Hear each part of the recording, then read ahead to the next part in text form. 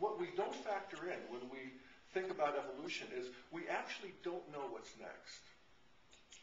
And we not only don't know, but we can't know what's next. Novelty is like that. And there's some really interesting, Clay Shirky is a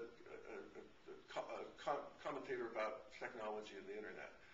And he makes a beautiful point. I wish I could have found it and brought it. But at any rate, the point that I want to make is that one of the things that I think we can realize and hold and operate from it integral is that there is a private sphere that is really important, and there's a public sphere that is really important. In fact, if we want to use the first, second, and third person, there are three spheres that are really important, and we can hold them all. And one of the things that I'm seeing in Obama, and I'm seeing just in general, just in terms of what smart people are realizing that we didn't realize, 50, 20 years ago, is that these trajectories change. So a government getting bigger doesn't mean it's just going to keep getting bigger. That is what, Ayn Rand, those folks think. And, when I was a big Ayn Rand fan when I was 16, 17, 18. It was a great introduction into modernity. These folks actually like government to the degree that it's keeping the social order. They like that kind of government.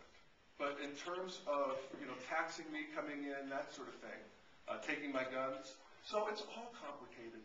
We just use these levels to sort of just introductory and just help us to sort of organize it. But, so what else do you think about Glen Beck? John?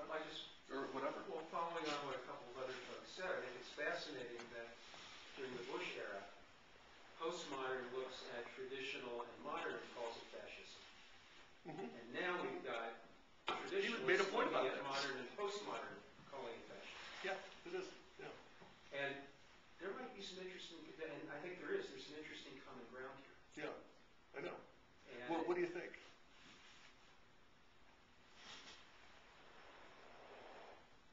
I think that there's a desire for a kind of citizen participation and empowerment in this country that we've lost.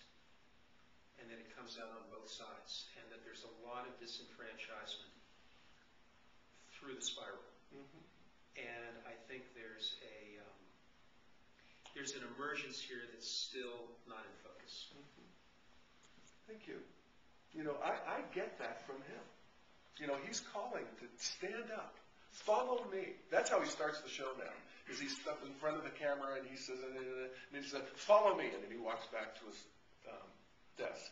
And there's something about asking people to stand up and participate. Now, where he kind of loses me is using the highly charged emotional stuff. I actually think his emotion and his crying feels